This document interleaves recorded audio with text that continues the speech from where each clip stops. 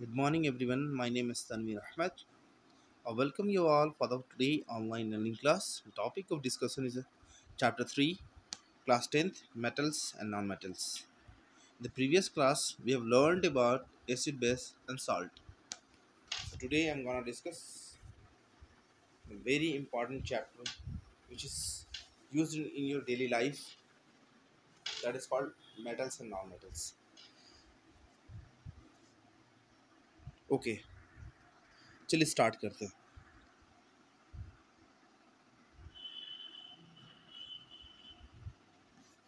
सबसे पहले in the class 9th, you have learned about various elements. You have seen the element can classify as a metal or non-metal on the basis of their properties. Properties के according अगर देखा जाए तो metal elements को हमने दो part में divide किया गया था. वहाँ पे क्या क्या डिवीज़न क्या था? सबसे पहले था मेटल्स और दूसरे में क्या थे वो non metals. Things think of some use of metal non metals in your daily life. अगर मैं डेली लाइफ की बात करूँ, अगर आप सोचोगे तो बहुत सारे मेटल्स हैं जो आपके डेली लाइफ में यूज़ होते हैं. What happen did you think of while categorising elements as metal और नॉन मेटल. ठीक है, मेटल्स और नॉन मेटल को जब कैटेगराइज करोगे तो क्या पता चलता है आपको. ठीक है, how are this property related to the use of this element. Let us look at some of this property in detail. Daily life में बहुत सारे मेटल्स ऐसे होते हैं जिनका अलग अलग पर्पस है, अलग अलग उनके यूज़ हैं. ठीक है, और उनके कुछ फिजिकल और केमिकल प्रॉपर्टीज़ हैं. उसके बारे में हम लोग डिटेल से इस चैप्टर में पढ़ेंगे. सबसे पहले देखते हैं फिजिकल प्रॉपर्टी जो कि आपके मेटल्स के बारे में डिस्कस की जा रही है. तो सबसे पहले देखिए, the easiest way to start grouping substance in which comparing their physical property. सबसे पहले अगर मैं ग्रुपिंग करूं एलिमेंट्स के मेटल्स या नॉन मेटल्स में, सबसे पहले मेटल्स की बात हो, पहले मैं ग्रुपिंग करूंगा. Let us study this with the help of following activities. For example, 3.1 to 3.6 collect the sample of following metals. तो हम लोग कैसे जानेंगे कि इसकी क्या प्रॉपर्टीज़ हैं, क्या मेटल्स हैं या नॉन मेटल्स है. तो उसके लिए कुछ कुछ एक्टिविटी परफॉर्म करनी पड़ेगी ना, तभी तो मुझे डिफ्रेंशिएट करने में आसानी होगी. ठीक है ना. Sample of following metals: iron, copper, aluminium, magnesium, sodium, lead, zinc and any other metals that is easy available, that can be easily available. तो जो आपके आसपास में जितने सारे मेटल्स जो इजीली अवेलेबल है, तो उनमें कुछ एक्टिविटीज़ को परफॉर्म करके देखेंगे. तो पहली एक्टिविटीज़ क्या है उनके बारे में समझता हूँ. एक्टिविटी 3.1 में क्या कह रहा है? Take some of the sample of iron, copper, aluminium and magnesium. Notes the appearance of each sample. उनके पहले अपीयरेंस को देखो, मतलब वो किस तरह से दिखते हैं. Clean the surface of each of the sample by rubbing them with sand paper and note their appearance again. अब उसको क्या किया, उनको जब रब करके देखोगे उसके बाद उनका अपीयरेंस कैसा होगा, तो आप पाओगे metals in their pure state have a shiny surface. This properties is called a metallic luster. जो प्योरेस्ट स्टेट में मेटल्स होती हैं उनके जो सरफेस होंगे काफ़ी ज़्यादा चमकदार होती हैं. ठीक है. 3.2 में देखता हूँ. Take small piece of iron, copper, aluminium and magnesium. Try to cut them metal with a sharp knife and note your observation. Hold a piece of sodium metal with a pair of tongs. Caution: always handle sodium metal with care.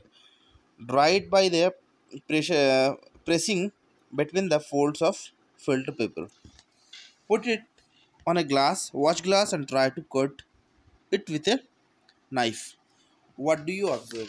मैंने क्या किया कि metals को लिया और sodium को मैंने अलग किया. कॉपर है, एल्युमिनियम है, मैग्नीशियम को मैंने अलग किया. उनको पहले क्या क्या कोशिश किया, शार्प नाइफ से काटने की कोशिश की और सोडियम को भी काटने की कोशिश की. तो मुझे मिला क्या. तो इस एक्टिविटी को अभी हम फर्दर समझते हैं हुआ क्या. तो यहाँ पर देखा मैंने, तो मुझे क्या मिला.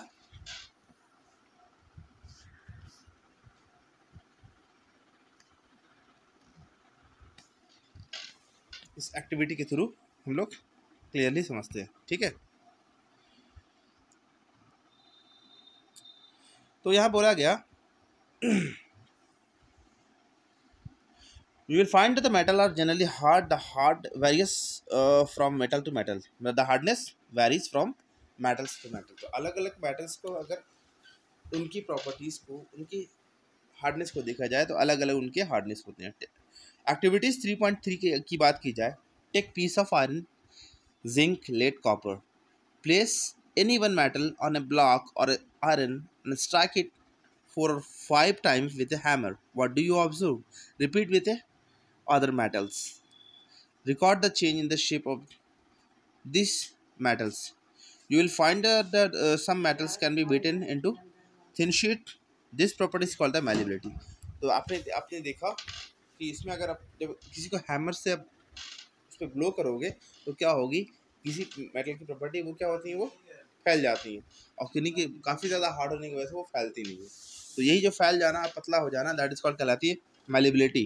प्रॉपर्टी इसकी है, ठीक है ना, फिजिकल प्रॉपर्टी है. Do you know the gold and the silver are most malleable metal. तो आप ऑब्जर्व करोगे कि वहाँ गोल्ड और सिल्वर जो है काफ़ी ज़्यादा मैलिबल होंगे वहाँ पे, ठीक है. एक्टिविटी 3.4 में क्या बात की जा रही है. Consider some metal such as iron, copper and aluminium, lead.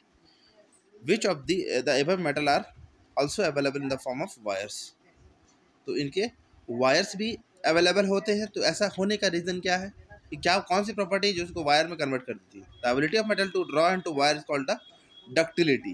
तो डक्टिलिटी जहाँ प्रॉपर्टी की बात आती है, फिजिकल प्रॉपर्टी, तो किसी मेटल को अगर मैं कन्वर्ट कर दे रहा हूँ उसको पतले पतले थिन वायर में, दैट इज कॉल्ड, उसकी प्रॉपर्टी क्या कहलाती है, डक्टिलिटी कहलाती है. Gold is the most ductile.